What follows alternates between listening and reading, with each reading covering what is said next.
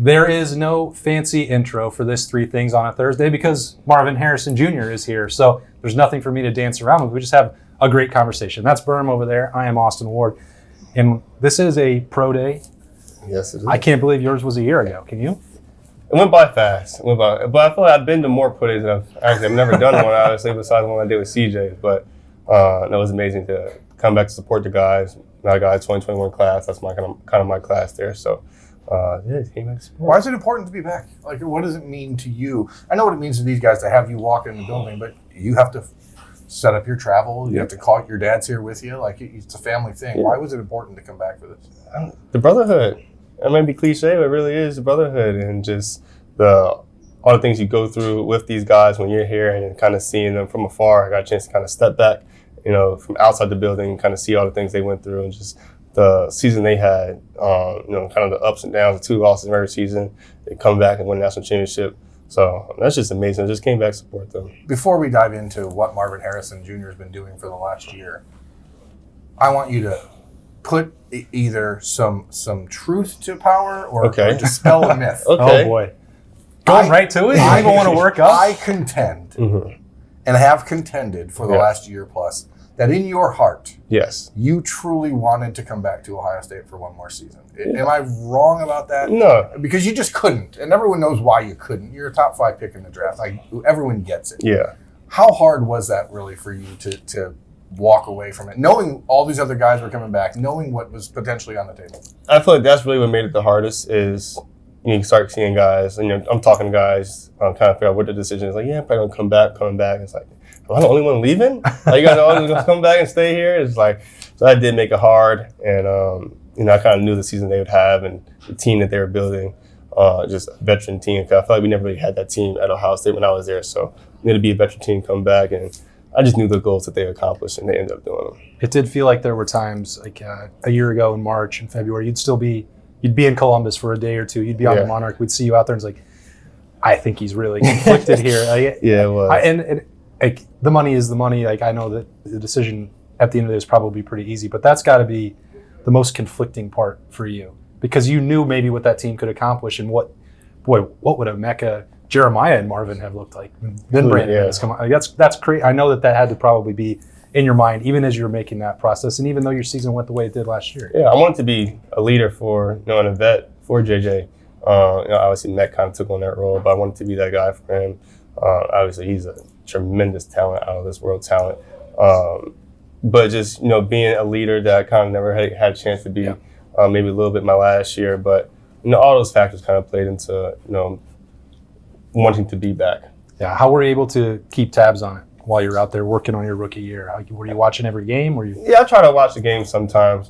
We usually have meetings, sometimes at night games or whatever. It's 9 a.m. out there, all these big news. Exactly. So I'm waking up early, or we have meetings in the morning, but I try to watch as many games as I can. Still talking to the guys, talking to Emeka, and then Reese Stockstill, that's my guy too. So just always talking to them, seeing how things are going. What did you think about this pro day? It was great, man. It was one of the first times I felt like we had a lot of positions to all kind of. It was all filled out. So you had the quarterback, you had the DBs, you had the defensive linemen, you had linebackers, receivers, running. You just had every position kind of filled out. So I feel like we haven't had that in a long time. What is it for you as you get back here and you're watching these guys? Obviously, as you mentioned, a lot of these guys are in your recruiting class, the 2021 class. I'm just going to ask you to I'm going to put you on the spot because that's what I do. And you know that about me. Yes. Marv's just waiting for me to Who do you feel happiest for? Who are you out there watching going, damn, I feel good for him? Emeka. I mean, it makes sense. That's my guy. He was my roommate, freshman year. Just seeing the growth that he had as a player and as a person on and off the field. I'm really happy and for him. Just hope he just enjoys the moment, really, because you only get this opportunity once. Trying to give him all the tips and advice that I can give to him for his journey, coming up next to the next level. But I really am happy for him. Last year, after Pro Day was over, CJ Stroud was here, and we sat down with CJ and talked for 25, 30 minutes or so, and he was telling us basically like he missed college football and being a part of college football in year one of the NFL. And he went to the playoffs and had a rookie of the year and all that stuff, and he's like, man, I miss college football. What do you miss about this place and about the college game now that you've been off to the NFL for a year? You miss the facility aspect. Obviously, you guys know I'm always in the facility every day, so You lived yeah, exactly. So I delivered your mail around. I miss being around everybody in the facility, just the staff, the players, the coaches. Like just seeing them every day. It's not like that in the NFL. Really, you just kind of come and go. A place where you can eat, sleep. Yeah, exactly. play. It's not the same. So you do miss sitting on the bench an hour after practice, just talking about absolutely nothing. Yeah. Coach makes time to get in the cold tub. We're not getting in the cold tub, so it's just like you miss that banter going Why back. can't that be the life in the NFL? Everybody has kids. Oh yeah. People are they're adults, they got families to go back to. But it's like we're just college kids. Yeah. It's like we're not trying to go to class. It's just all these different things. It's like they got to go back to kids and see the kids, be with the family. So it's different. Now you're Uncle Marv to your teammates' kids. It's kind of crazy, but Marvin, when you talk about Emeka and that pro day, and Berm was alluding to that, there was this notion you sort of overshadowed him 2 years ago. Jeremiah was getting a ton of spotlight a year ago. I think everybody who's been around or watched Emeka throughout his career understands how good he is. yeah, 100%. In your shoes, watching him, what makes him so special? Why is it that now maybe he's going to get an opportunity to be his own man? What will that look like for him at the next level? Yeah, I think I just hope he goes to the right situation, the right system, and with the right pieces around him and the coaching staff and the players as well. But I think we just look at him; he's just such a polished guy. Like, what flaws are there in his game? Like, or in him as a human. Yeah, exactly. So, like, what flaws are you going to find in him, like you said, in human or as a player? Like, he can block better than anybody else. He's going to run the great routes, great ball tracking. Like, so on the deep ball he called today is just amazing. It's just, he did it so effortlessly. Yep. So I was just like, what flaws are really in his game? It's just like you said, he kind of was overshadowed by me and I guess kind of JJ this year, and it's kind of in a sense unfair for him. But again, he's the right person to be in that situation. I've never heard him complain about he's not going to complain. Just kind of do his job. Just continue to be the leader that he is. Do you have the pull within the Cardinals organization to be like, hey, draft this guy? No, I don't. Do you know what the Cardinals are That's wanting just Paris. to draft? Paris gets to do that. Yeah, maybe Paris. Maybe he did that last year. I guess he had a little more say, but do you know what position the team is going? Like, I guess that's what I'm trying to figure out. Like, college, you guys know everything about the program. Like, is the NFL that compartmentalized that you don't even know what the organization wants to draft? I think so. Like, the front office kind of has their own business up there, and we're just the players and coaches are trying to win games, football games, and their job is obviously bring guys in to help us do that. But I'm a football fan. I love the NFL, but the more I hear guys come back, the more I think it's soulless. It's a business. It is a business. I think you learn that very quickly when you see guys come in, one day and they're gone the next. I think you learn that the business very fast, and everybody has their jobs. NFL front offices, they have their jobs. We're all just trying to win games. I think you knew, and you probably had a greater appreciation for that maybe than anybody going to the next level about the business aspect. You grew up with that. You knew it. I think you treated your 3 years in the Woody that way as well, always very professional. So what then did you actually take out of year one that you didn't know? Going into the NFL? Yeah, you've got a year under your belt now. The rookie year's behind you. Yeah. You knew it was a business. What part of that business is new to you that you found out? You're on your own. You're on your own. There's no coach mix really to push you. You're really on your own, and I think Did you struggle with that? No, I didn't struggle with it, but I didn't think so. I just feel like I could be, and I'm talking to Q. That's one of the things that you just got to be prepared. Get your routine down, and no one's going to hold you accountable to that routine but yourself. So you got to take care of your body at a high level. Do the recovery and all the extra work that you may need to do. No one's going to hold you accountable to that but yourself. So I think that's probably the biggest difference. Because if you don't, they just move on. Yeah, and they're going to replace you quickly and fast. What is the thing about Ohio State that you took away that maybe you didn't appreciate when you were here? Is there something that you look back and go, man, I miss this part of it? Not necessarily just being in the building, like you already said, but is there something specific in here that you're like, wow, I wish this was part of the NFL? Again, I think in the NFL, everyone's in different parts of their life. You have the 12-year vets, you have the rookies like me, you got guys in their prime, so everybody's kind of different. Whereas college, we're all just young kids just trying to fulfill a dream, and we're all kind of doing the same things day in and day out. So I think that's probably the biggest difference. You're an elite player, obviously a top 5 pick in the NFL draft. You're in a rare air. Is there somebody at that level that you played last year where you were like, holy God, that guy is different? Or has it not hit you? There's a couple. Fred Warner for 49ers, played him twice. He's really good. Let me think. Do you think it's fair that 35-year-old men get to beat up on you? Yeah, that's what you sign up for. I mean, He's in the NFL now, Berm. That's his kind He's not a 35-year-old playing against Ohio crazy. State. Fred Warner is really good. It is kind of crazy, though. If some 35-year-old, beat up a kid who was 21 years old on the street, people will be like, pick on someone your own size, and now you guys are in the league together. It's kind of... How long have you been watching football? I just started. This is my first year. I've never seen Marv's about to walk out of here now. I would say one guy, random. I had no clue he even knew who I was, kind of just vet, older guy. Aaron Rodgers. Played the Jets. I'm just in awe of him as a person. I'm watching him in warm-ups. I probably should do my own warm-up. I'm just watching him throw the ball. Just looks different, and just for him to come up to me after the game definitely meant a lot and just give me encouraging words. Just things like that. Even people you go against that, obviously he's on offense too, so I'm not physically going against him, but you just kind of see those things in person. It's like, that's really cool. Maybe Garrett made him do it. I don't know. I don't know. When you're removed from this, Marv, for a year, we keep belaboring that point. It's not been that long, so Brian Hartline was just your position coach not that long ago. Ryan Day was your head coach.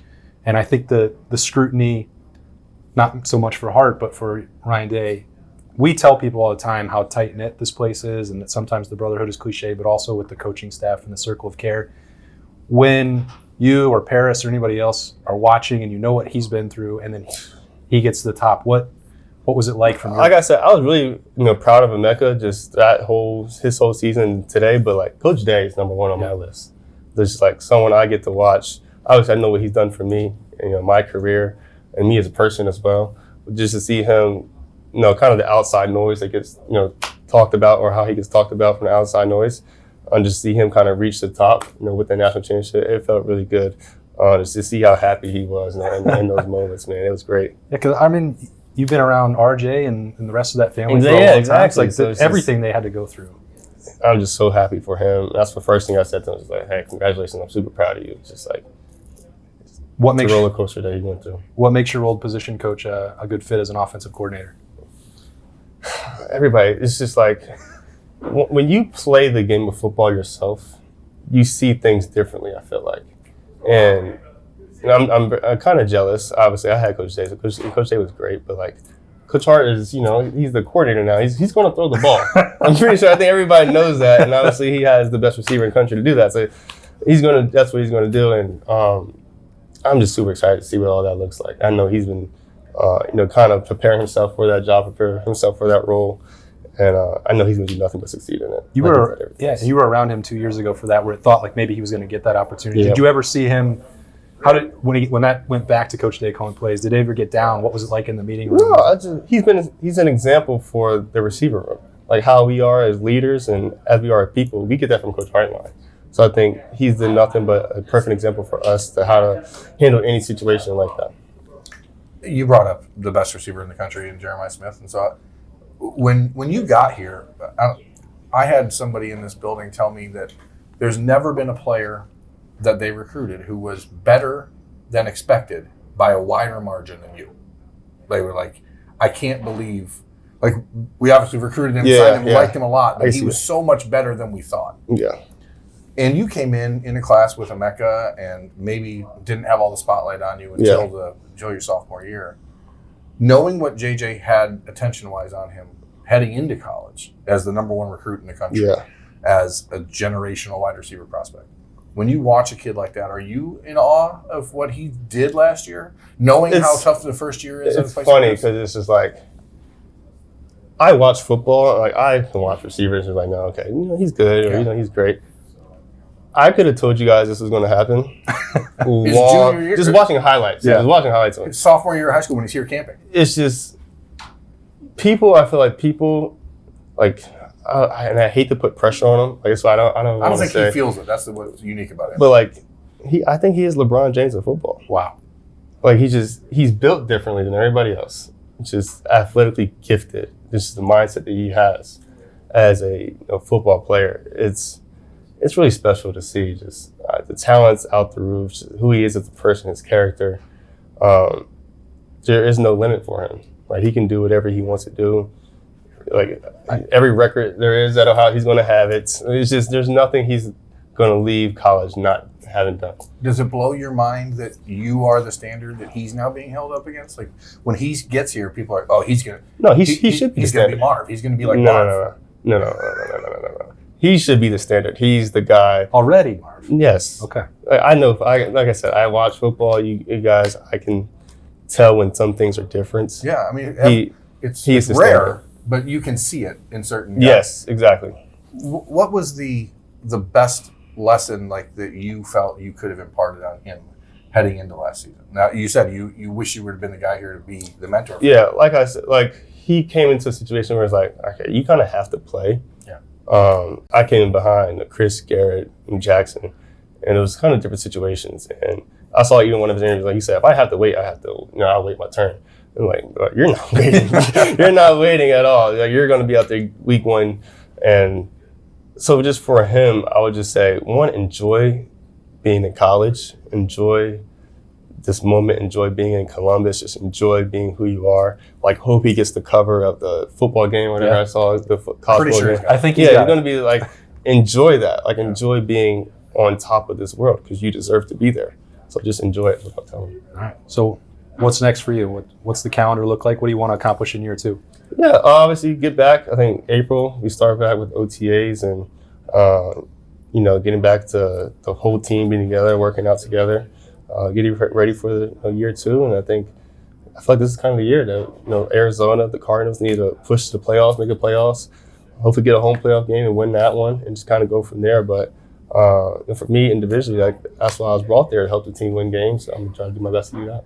Do you are the vacations done at this point? Do you have somewhere you still want to go? I didn't take no vacations. I had bought a house, and that's kind of taken up all my time. So no vacations yet. You don't have a lot of grass to mow out there, right? I mean, No, I don't have. Did you know that Birmingham used to live in Phoenix? I did not know that until today. it's true. We had this little patch of grass like on the side of our house, and we had it was probably like an 18-inch electric mower for just this little patch of grass where our dog would piss. So we just had to mow this one little patch. It was almost like a toy. Remember when you were a kid, the little Fisher Price mowers had the bubbles in it? Yeah. Okay. It was basically that size of a lawnmower for our house. It was awesome. I bet your house is bigger. I have turf, so I don't think I have grass. As a homeowner now, mm-hmm. What is the best part of being a homeowner, and what have you found to be the most annoying part of it? So I hate blandness, but also just dark colors.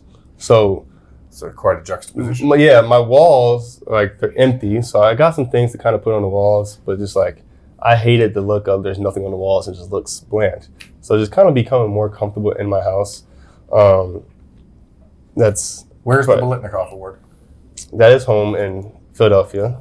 Has not come with me just yet. We are working on it because that deserves a special place. So we're working on that special place. When you do a lot of the jersey swaps after games, is that what's going on the wall? If Jackson sees this, Jackson owes me a jersey, by the way. Okay. Jax, you owe me a jersey.